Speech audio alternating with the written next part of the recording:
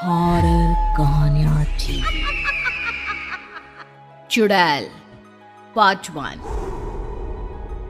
ऊंची ऊंची पहाड़ियों और घने जंगल से घिरा हुआ भैरवगढ़ गांव काली पहाड़ी के ठीक पीछे था। काली पहाड़ी यानी मौत का घर। भैरवगढ़ गांव तक पहुंचने का रास्ता बेहद दुर्गम था। लगभग 24 घंटे घने तूफान और तेज हवाओं की वजह से वहां के वीराने माहौल की कहानियां लोगों के दिलों को दहला देती थी। ऐसे बहुत कम लोग थे जो भैरवगढ़ गांव तक जाने की हिम्मत करते थे। लोगों का कहना था कि इस गांव के आसपास बुरी आत्माओं का साया मंडराता है। गांव के रहने वाले लोगों ने वैसे तो अपनी आंखों से किसी बुरी आत्मा या साये को नहीं देखा था, लेकिन गांव का बच्चा बच्चा इस बात को महसूस कर सकता था कि गांव के ऊपर कोई तो खौफनाक साया मंडरा रहा है। और उसकी वजह ये थी कि उस गांव में जैसे ही कोई लड़का 18 साल का होता, उसके 18वें जन्मदिन की रात ठीक 12 बजे अकस्मात उसकी मौत हो जाती।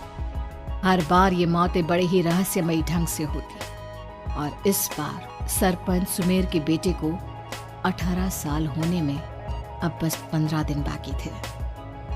अजी सुनते हैं, हमारा बेटा भी कुछ दिन बाद 18 साल का हो जाएगा। कहीं वो डायन उसे भी खा गई तो। कैसी बातें कर रही हो?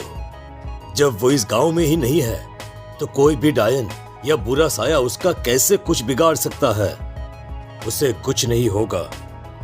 हाँ जानती हूँ, आपने उसे पढ़ाई के बहाने इस गांव से बाहर निकाल शहर भेज दिया है, लेकिन ये भी तो सच है ना कि वो बार बार यहाँ आने की जिद करता रहता है।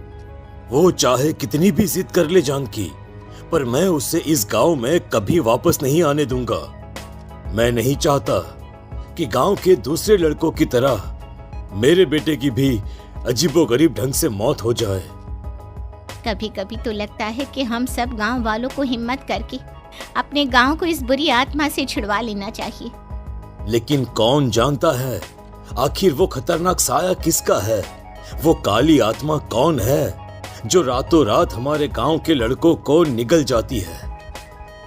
सुमेर और जानकी जब ये सारी बातें कर रहे थे तब रात के लगभग 10 बज चुके थे और हर रात की तरह भैरवगढ़ गांव एक भयानक काले तूफान की आगोश में था। बाहर चल रही तेज हवाएं और बारिश के बीच कभी कभी ऐसा लगता जैसे कोई बुरी तरह से चीख रहा है।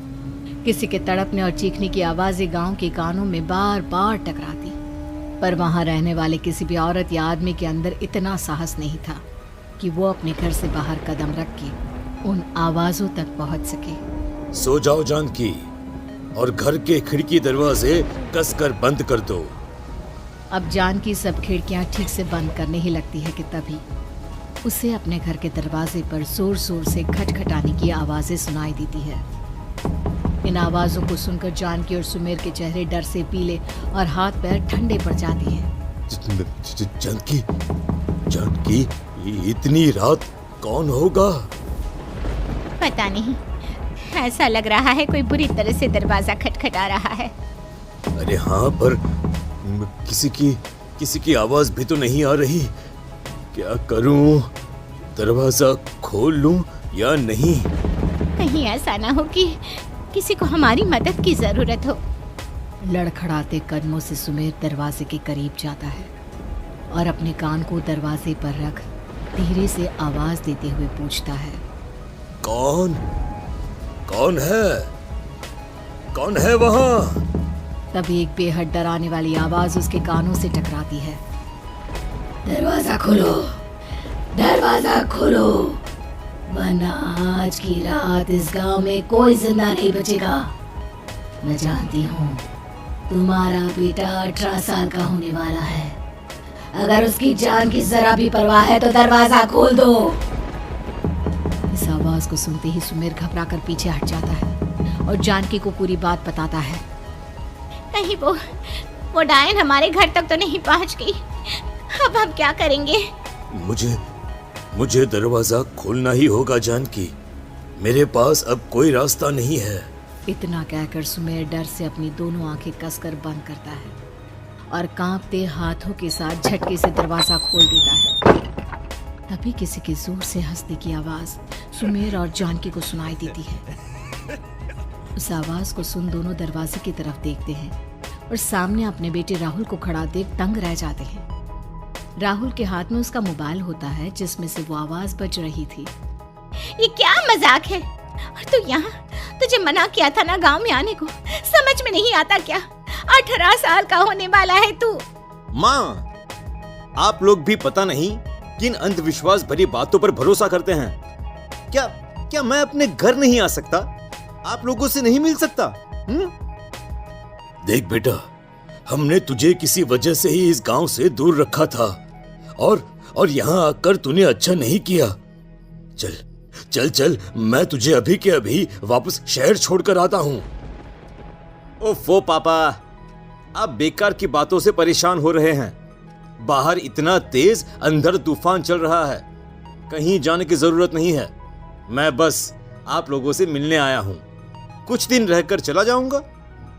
दिमाग खराब हो गया है इस लड़के का, नहीं जानता कि इस गांव में ये सुरक्षित नहीं है। किसने कहा था तुझे यहाँ आने को? ये आवाजें सुन, बाहर से जो आवाजें आ रही है तुझे सुनाई नहीं देती क्या? अरे माँ, जब जोर से तूफान चलता है, तेज हवाएं चलती हैं, तो इसी तरह की आवाजें आती हैं। ये बहुत नॉर्मल है माँ। नॉर्मल होगी तेरे लिए बेटा। 4 दिन शहर में पढ़कर आया है तो अपने माँ बाप की बात नहीं मान सकता। माँ, मुझे अभी बहुत जोरों से भूख लगी है, पहले कुछ खिला दो, और रात भी बहुत हो गई है। हम इस बारे में कल बात करते हैं, ठीक है? राहुल के वापस आ जाने से जानकी और सुमेर की आंखों की नींद उड़ गई थी। खाना खाने के बाद राहुल तो अपने बिस्तर पर जाकर सो गया, लेकिन जानकी और सुमेर पूरी रात उसके कमरे के बाहर पहरेदारी करते रहे। उन्हें पल पल इसी बात का डर था कि कहीं उनके बेटे को कुछ हो ना जाए। रात बीतती है, सुबह का सूरज निकलता है।